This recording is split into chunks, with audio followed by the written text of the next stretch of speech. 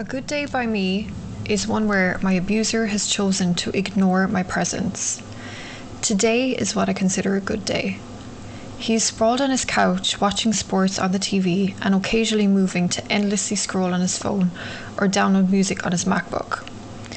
I am sitting on my couch, choosing the corner that is as far away from his as possible, watching movies on my laptop and occasionally checking my phone.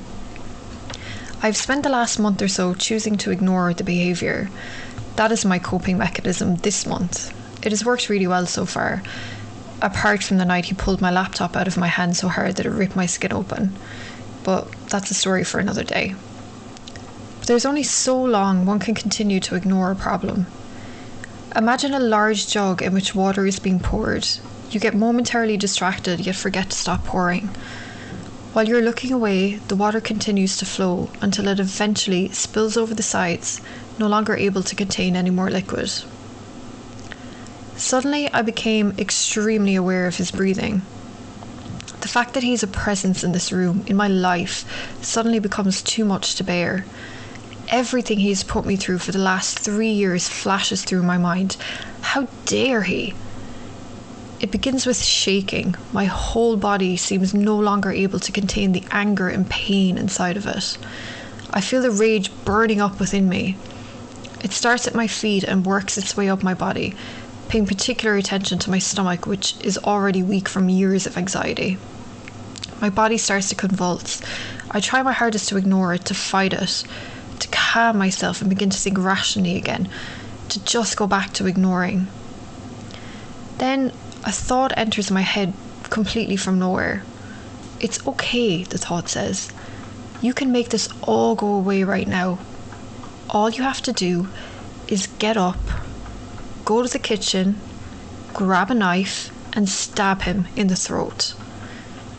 The thought scares me, yes, but what really, truly terrifies me to my soul is the instant sense of calm it brings me. I feel a wash of relief pull all that rage right back down through my body and away.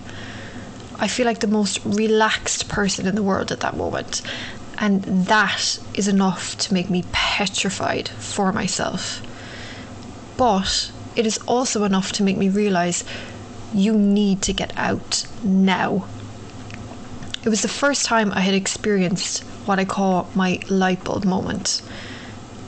So, what led me to this extremely dark thought? 4 years of living with an abusive narcissist. Did I get out? Yes. Was it hard? Extremely. Did I leave right away? No. Why? Well, let me tell you my story.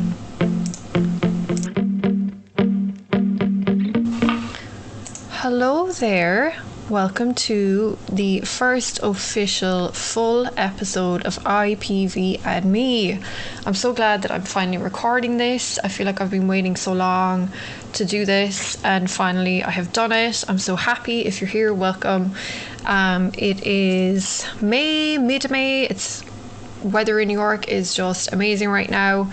I love always that first week of like solid, really good weather where you just know this is it now. It's going to be nice for the next few months.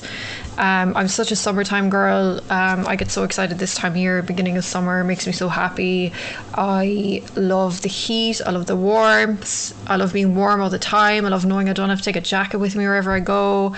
I think growing up in Ireland, you just crave nice weather. Like Ireland is so unpredictable weather-wise. Like it could be, you literally can get 4 different seasons in one day, sometimes in the space of a few hours. So that's what I love about New York, is it's so predictable weather-wise, seasonal weather.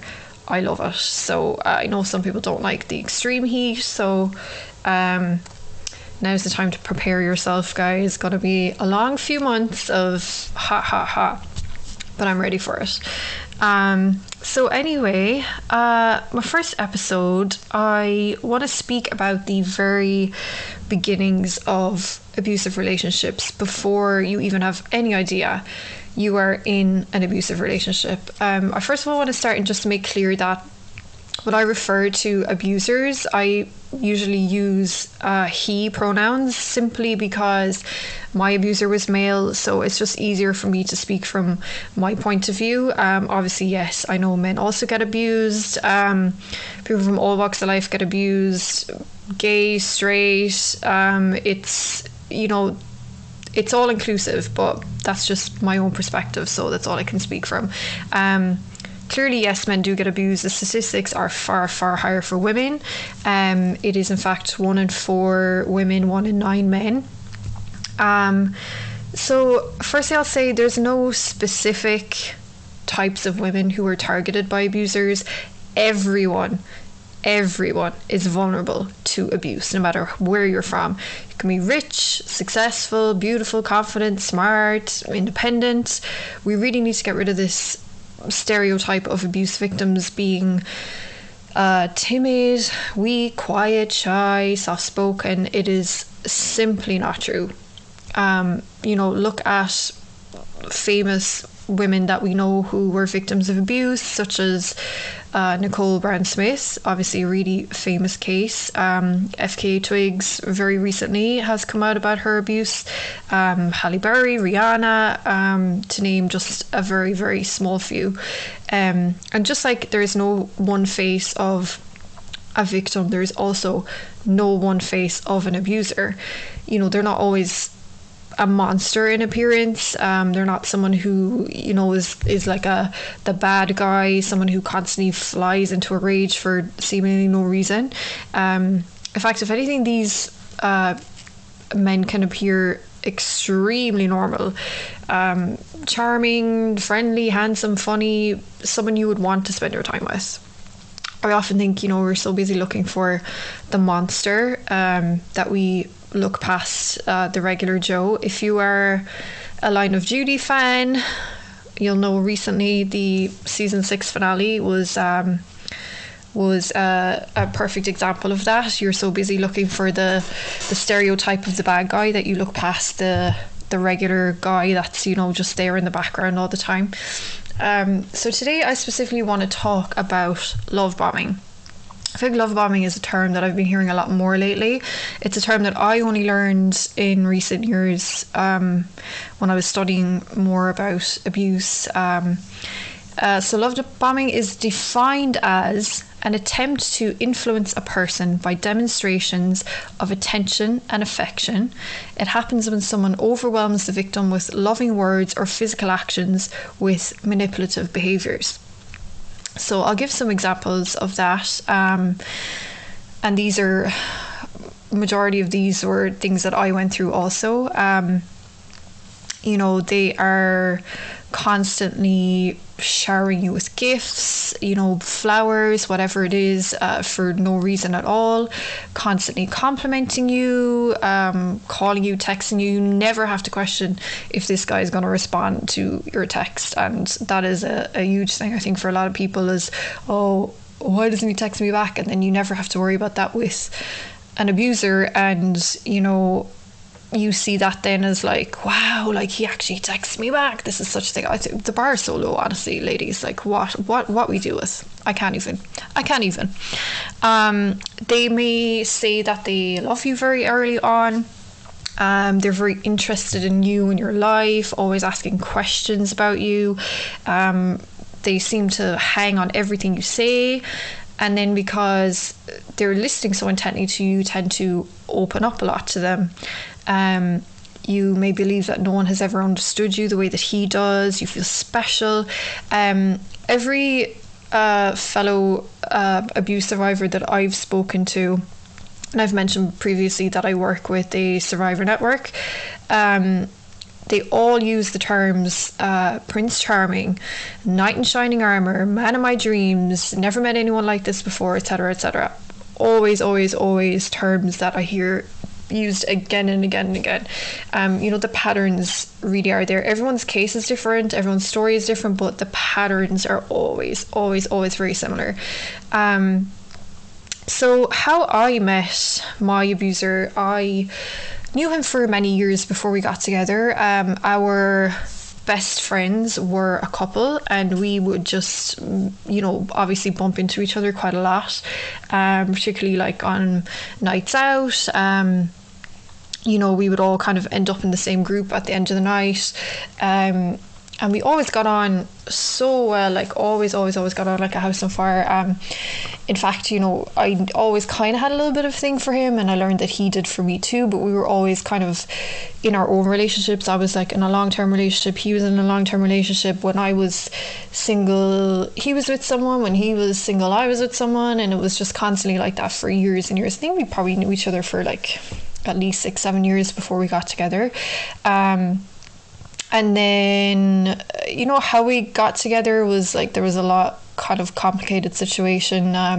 It wasn't the most straightforward of things. In fact, it was quite a lot of alarm bells looking back. I won't get into that too much now. It's just a long, complicated story. But, you know, we just ended up at one time getting very, very close for a few months, and then we just kind of ended up together, and then it was literally, we were together ever since, literally every single day.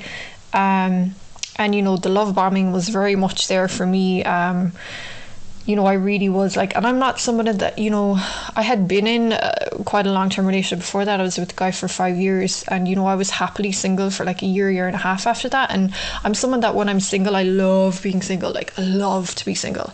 I'm very independent. I love like me time. So I'm never like looking for a guy ever. I don't think I ever have, to be honest. So like, when, you know, it would have been quite unusual for me to even be thinking of the Prince Charming man in my dreams, because I'm not someone that ever like thought of my wedding or like having kids, and like, you know, the complete opposite that, if anything. And still now at 35 I feel like that. But you know, even the fact that I was saying that, and I was like, oh, this is it, this is the guy that I'm going to marry, and like I was saying that very, very early on. Granted, I had known him for a few years, but I hadn't known him that well. So it was very like, even though we had known each other a long time, the first like couple of months were very, very fast, very quick. Like everything was moving so fast. We were pretty much living together right away. Like I was constantly at his place. We're always together, and when we weren't together, if he was working, like we were texting all day, constant contact with each other. And then he told me he loved me like very, very, very early on. And you know, I thought I felt the same way too, and you know, it was very much all happy days for me. 100%. I really couldn't fault it at all. It was perfect. But then, you know, nothing is ever perfect. So yeah, it was very like quick, very fast. And you know, something that most abusers start doing is, you know, they're love bombing you so much, and it's constant like attention on you, and wanting to know about you and your life, and you know, your problems, and like, you know, what keeps you up at night and everything. And then like, they never really reveal that much in the beginning about themselves, but then suddenly like one day they will just start opening up to you. Very, very often abusers will come from an abusive family themselves. Maybe they had an abusive parent. It's very often a factor with narcissists, which my abuser very much was a narcissist. They can either be really, really neglected by their parents, or they can be the opposite scale of that and be, you know, completely and utterly like consumed by their parents. Like they get everything they want, and all the rest of it. So it's like, it tends to be one extreme or the other. I remember very specifically when my ex opened up about his relationship with his parents, and he very much idolized his dad, but he had a very rocky relationship with his mom. Like, he had told me she was quite abusive when he was younger. You know, they had a very close relationship from what I could see at that point in time. Like, they saw each other every day, but you could still feel there was sometimes a lot of tension there. Like, he would looking back now, like, I mean, he would call her just horrendous names, even when, they weren't arguing or anything, but like when he would speak about her, he would use like, the worst of the worst name that you can call a woman. And I know that you know what I'm talking about, not the B word, the other word. Like, he would call her that all the time. And looking back, that's like huge. It's like, I don't care what your parent did to you, you just don't say that. It's just, I remember feeling taken aback by it, and obviously knew there was a lot of anger there, but it was only kind of in the years after that I was like, wow, that was a real red alert right there. So, he was opening up and he was telling me specific stories, and I just remember feeling really sad for him, and like feeling quite emotional, and like I felt like I wanted to do everything that I could to show him that he never needed to worry about that stuff with me. Like, I would always protect him, I would always do right by him. You kind of like feel amazed that another person is trusting you and opening up to you like that, but in fact what they are really doing is entrapping you. They are testing you. They want to see how empathetic you are. They'll be self-disclosing in order to appear vulnerable and trusting to you, and this false self-disclosure makes the empathetic target want to respond with trust. Basically, like I said, they want you to pass the empathy test. You think that you can be his savior, you can make his life better, you're the only person that could help him. And then when they know that they have you, they have your trust. They don't introduce the abuse right away. No abuser is ever abusive on like the first date or even the first few dates. Like, they're not going to show their abuse right away, because then you would just leave because you have no attachment to them. If you just meet a person and straight away they're abusive, you're just going to be like, okay, I'm out of here. They're very clever, and they'll wait till you're secure. They'll wait till you trust them, till you rely on them. And then you end up being trapped without even knowing that you're trapped. And then once they have you, the next phase will be introduced. So then the abuse will begin to escalate, but you're so trusting of the abuser that you can't even see that you're being abused. And again, like I say, this is a huge pattern with abusers. Every abuse survivor that I've spoken to mentions some form of this. So it's just one of those things to kind of be wary of and look out for. It's great, not every relationship that's intense right away, or you feel like really strongly for straight away. It doesn't necessarily mean that they're abusive, but it's just important to kind of, I think, hold a little bit of yourself back and not be so trusting right away. So yeah, I'm gonna leave it there. I hope you found this informative and helpful. It's a little short first episode, because I know my next episode is going to be pretty long, so I'm trying to keep this one short and sweet. So next episode I'm going to be talking about the early signs of abuse and how subtly the abuser starts introducing it. So yeah, I hope you have a great week. Please spread the word. Follow me on Instagram, same title as the podcast, at IPVME. If you or anyone you know needs help, please contact thehotline.org or 1-800-799-SAFE. See you next time.